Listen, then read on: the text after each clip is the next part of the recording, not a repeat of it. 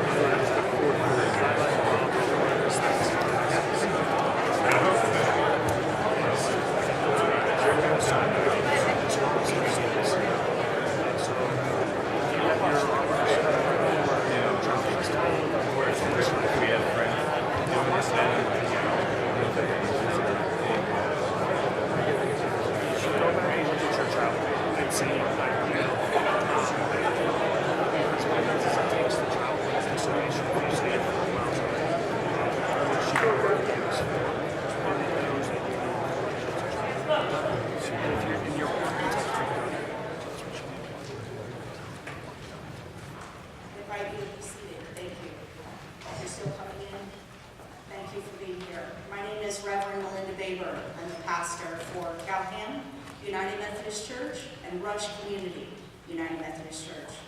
We are so delighted to have you here with us us this afternoon to celebrate the life and the loves of Ray Lutz, what he means to us, how grateful we are to God for gifting us with the blessing of his life and his legacy. So thank you for coming. I'd also like to introduce to you Pastor Ken Goss, who will be co-officiating this afternoon's celebration of life. Ken is a fellow official, so it's appropriate he officiates.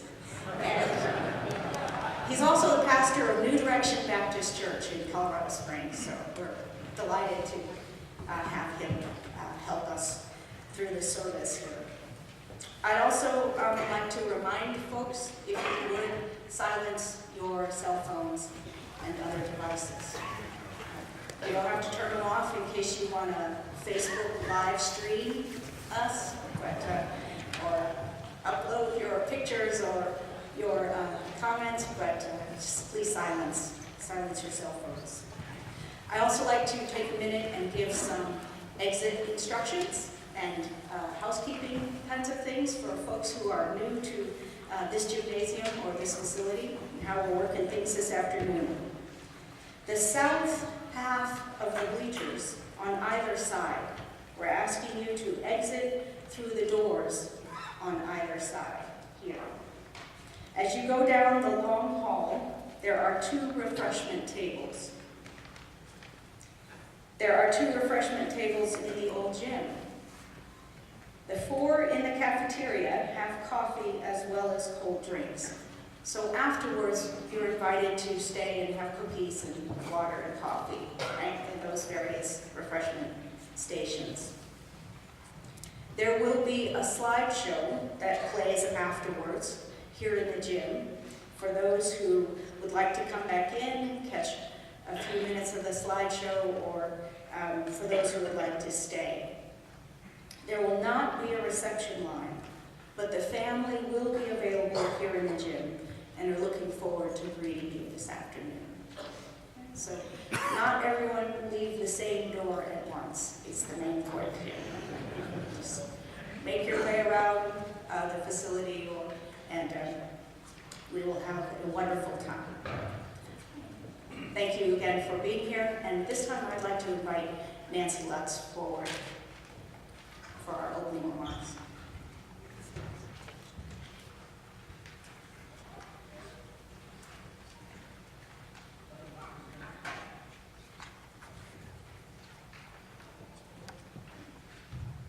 It's really good to have a grandson and make sure you don't fall down the steps.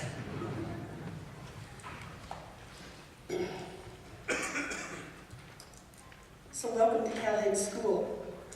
Thank you all for taking the time this close to Christmas to come and pay tribute to my husband. We've had an extraordinary amount of love and support poured out on our family, by our family. What I mean there is the fact that a small town is a large family. We have our blood family, and then our church family, and then our small town family that all comes together for you.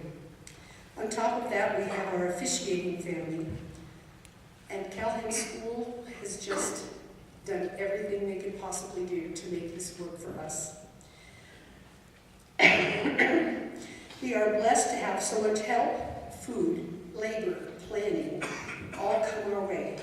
Thanks to everyone who called, who came, who hugged, who baked, who bought, who contacted and volunteered. We love you all. As we've gone through pictures and mementos, I found cards from Ray's grandmother, who always called him Butch. I know his paternal grandfather called him Rainey, which I sometimes did. When we first met, I discovered he had friends who always called him Mike. Most of you, I'm sure, called him Ray. In our family, he was mostly called Babu, sometimes shortened to Babs, or Babsy, as Torri and I would call him. When Quinn was born, Torri asked her dad what he wanted for his grandpa name. In his usual serious, humorous delivery, he drew himself up and said, "I would like the child to call me, oh, revered one." And we laughed, because we thought he was joking. And he said, no, that's how the child should refer to me, as an overheard one. So the next week, when we saw Torri, she raised the baby's little hand to wave at us and said, say hello to Nanny and Babu. Ah, Babu, how did I get that name? And she told him that it meant, oh, revered one, in Swahili.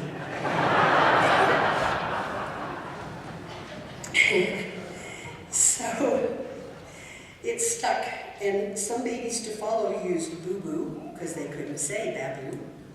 And one little boy called him Baboon, because it just seemed natural.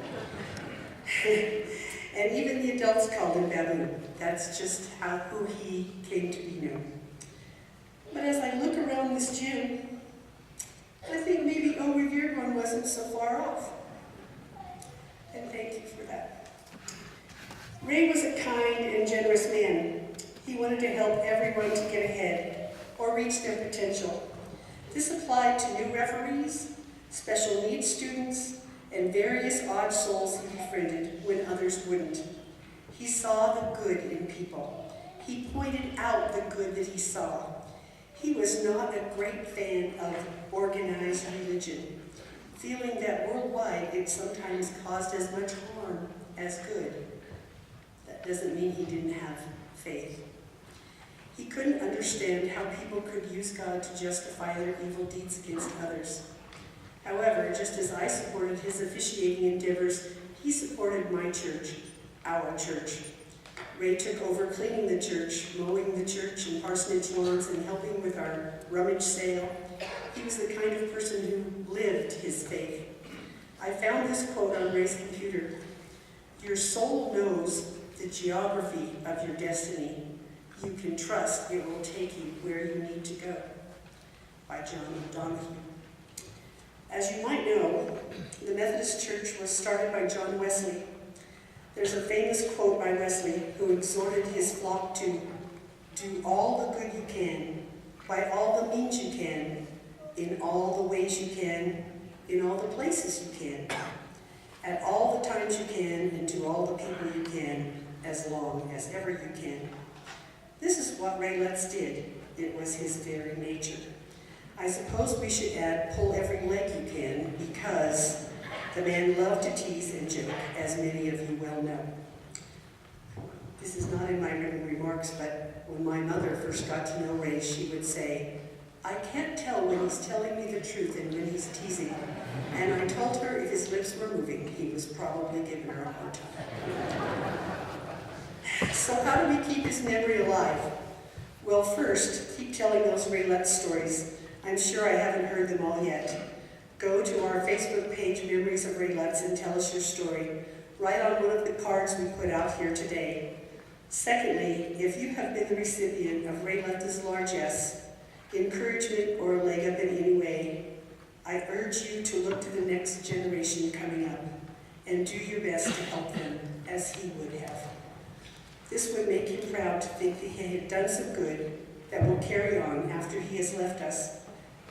Thank you for loving him and for letting him love you, because he surely did, and I do too.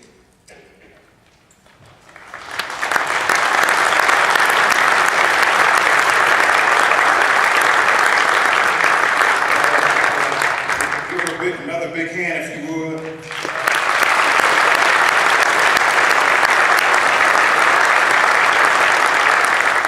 Real quickly before I read the scripture, I do want to say that I am a football and basketball official, and I brought my flag with me on today. And you will be penalized for not celebrating on the day. This is a day of celebration. It's a day of celebration, so you'll be penalized for not celebrating. We have enough officials in here that you may also be ejected from the gym if you don't celebrate. So give Ray Lutz a big hand right now. Let's celebrate.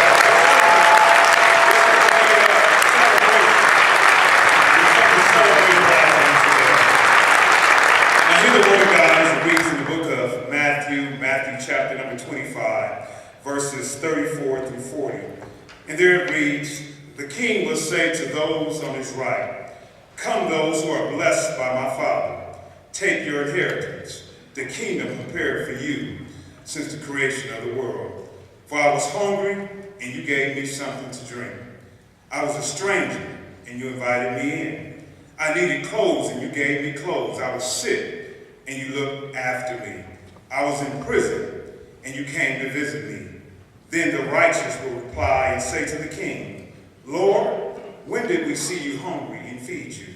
Lord, when did we see you thirsty and give you something to drink? Lord, when did we see you a stranger and invite you in? Lord, when did we see you in need of clothes and give you clothes? Lord, when did we see you sick and look after you? Lord, when did we see you in prison and come visit you?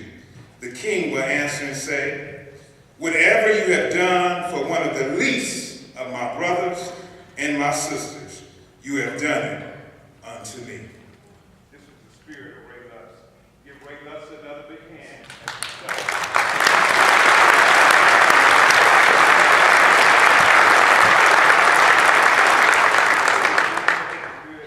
Taking the pictures underneath his wing. Sometimes he had to raise his wing up a little bit higher. Amen. Cody Clark is going to come now and read the obituary.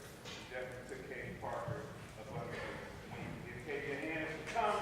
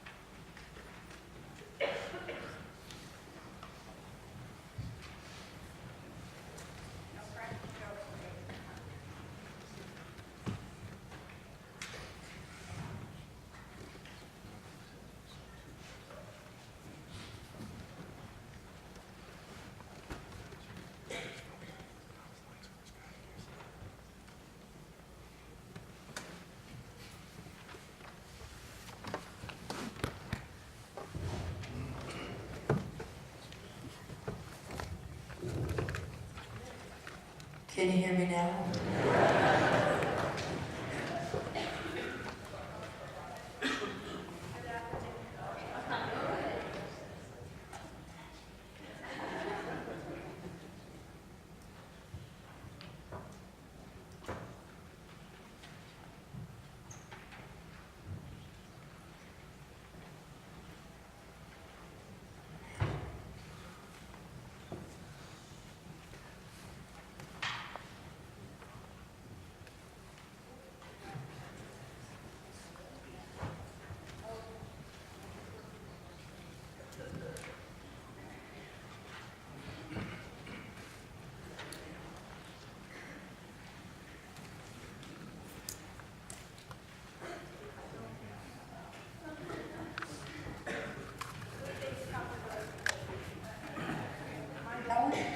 Oh, can you hear me? All right. Okay. I think I probably needed a break right there, so that's good.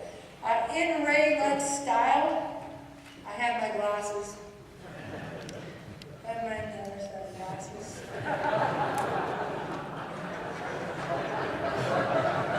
We tried to tell him it doesn't work, but he never believed it. It is my honor today to read to you Raymond Ray Lutz Jr., 77 years young, of Calhan, Colorado, passed away unexpectedly in his home on December 1st, 2007. Raymond was born. It's going to keep going out, isn't it? Ray was born June 2nd, 1940. In Valparaiso, Indiana, to Raymond George Lutz Sr. and Betty June Lutz. He received his Bachelor of Arts from University of Northern Iowa in Cedar Falls, Iowa. He married Marilyn Becker on August 2nd, 1962. He taught in Omaha public schools for 2 years while working on his master's degree in the summer. He received his master's degree from the University of Northern Colorado in Greeley, Colorado. Ray and Marilyn moved to Colorado Springs, where Ray took a job teaching elementary physical education at Stratton Elementary in Colorado Springs School District 11. They adopted Torri Ann Lutz on November 17, 1967. Ray embraced his job and became the most innovative and inventive PE teacher for the next 15 years. He then was promoted to the Director of Adaptive PE for D11. His work with special needs children, who he also coached in the Special Olympics and taught in summer camps, would be a great fulfillment for the rest of his teaching career.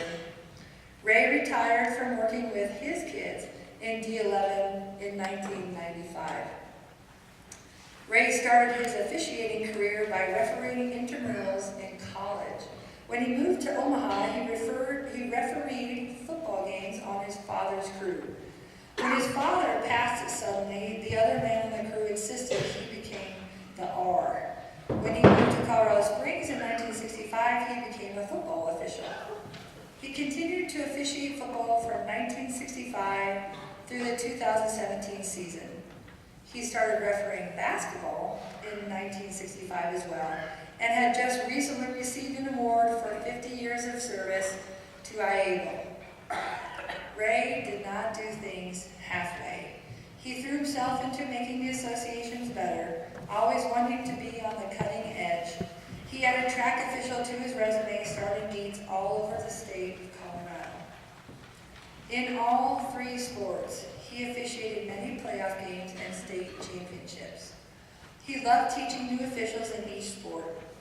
He mentored them tirelessly, helping them to be the best they could be. Because his year was filled with football, basketball, track, and Dave Hall camps all summer long, his only season was a couple weeks in July.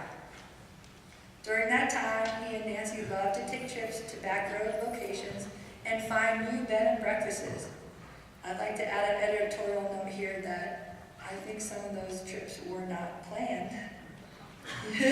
Right? Oh, we're on this road, okay. It's gonna just take us another hour. It'll be okay. That's it. Okay. Ray was inducted into the Chassa Hall of Fame with the class of 2004. Too numerous to mention were the many other awards he received, many of which are here in front of you on these tables. In 1999, Ray and Nancy Clark were married, and he moved to Calhan. He was a country boy at heart and loved living in a small town. Here he spent time mowing lawns and taking care of the laundromat, as well as being the assigner for the Black Forest League. Ray was always busy and loved having people around him, especially his young people. He drove AVP and special needs students for Calhan School District. He cleaned the Methodist Church every week. He found ways to love through action. Almost every night he could be found at a ball game and sharing wisdom with the officials working the games. After every Calhan home game night, after we sat up there and filmed everything that we could, he would come home and we'd go to the Lutz home for pie and stay late for conversation. Ray loved family and most of all the grandchildren and nieces and nephews. He shared wisdom with them also, but it was often disguised as pulling their leg. He loved humor. Ray is survived by his wonderful wife Nancy, his daughter Torri and her husband Brad, and their daughters Quinn and Elise of Grand Junction. Cody Clark is married to Brittany and their two children, Lainey and Cooper of Colorado Springs. Michael Clark of Pueblo and his extended family to include nieces and nephews. We will miss you, Raymond. Thank you.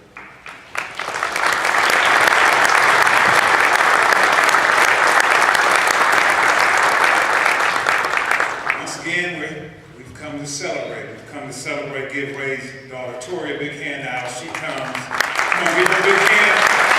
It's the best celebration. Give her a hand.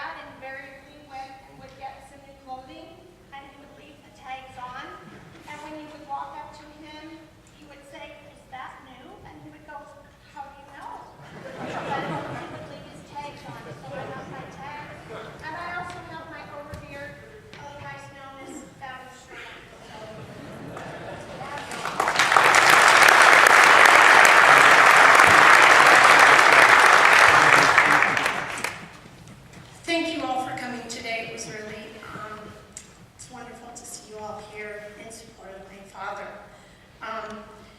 Before I start today, I want to just capture a couple minutes. So if you'll stay put, I'm going to pan the crowd so I have this. So don't move. I haven't done this for a while, so bear with me. Okay.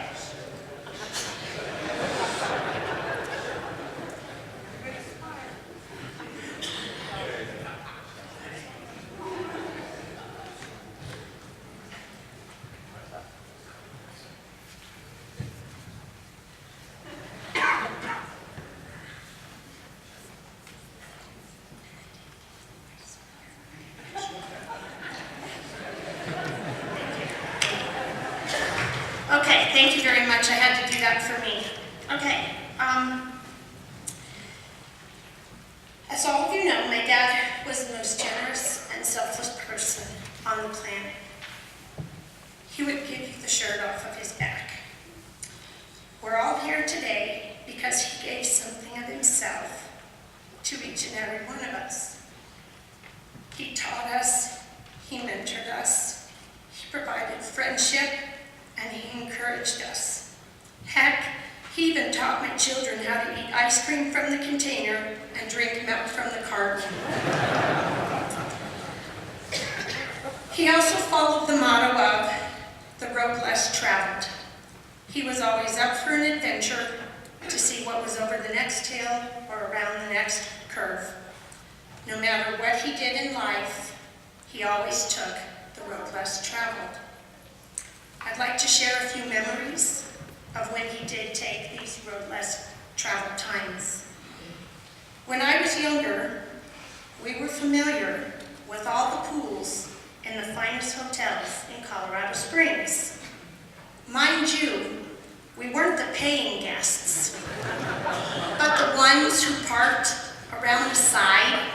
We had our swimming suits on underneath our clothes, and we'd enter the hotel on that side entrance.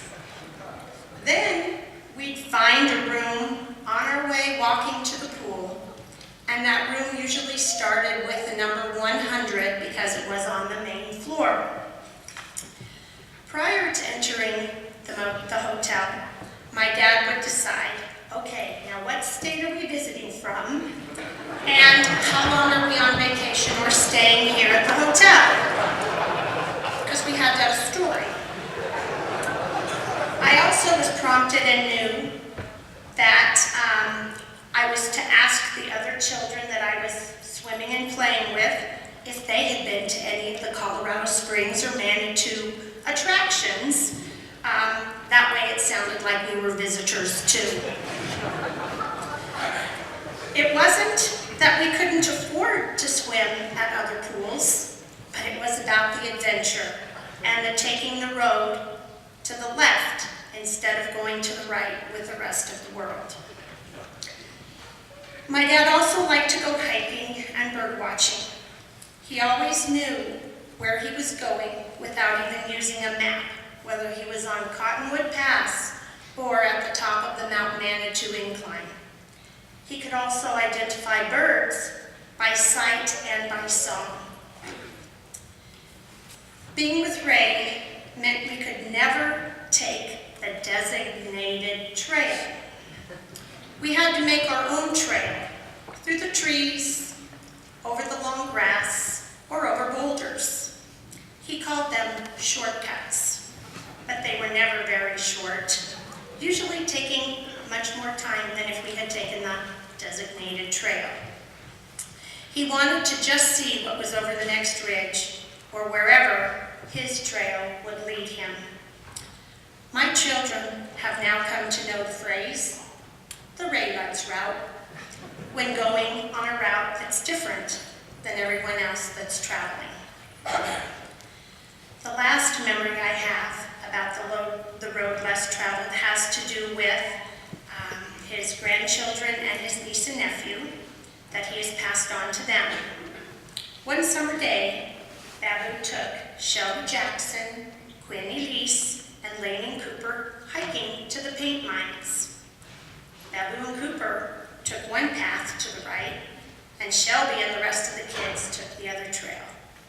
After some time had passed, Babu and Cooper came back, and Babu had blood oozing from his leg. He told this story about what happened on their walk. Cooper had been walking in front of him, and a huge pterodactyl had flown over and grabbed Cooper and was starting to carry him off over the cliff. So Babu, heroically, reached up and grabbed his leg and wrestled him free from this pterodactyl, narrowly escaping falling off the cliff himself. He amazingly survived with only the scratch on his leg. On the way back to the car, Babu said they would take the shortcut through the prairie grass. At that time, Cooper was too short to see over the grass and was getting stickers in his hair and he just couldn't see. So Quinn ended up carrying him on her shoulders. All of these children can remember vividly the grass stickers that day that were stuck in their socks and their pants or shorts. So in remembrance of my dad, I'd ask two things of you today.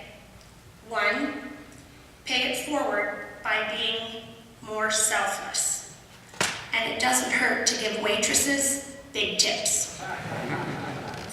And while you're traveling,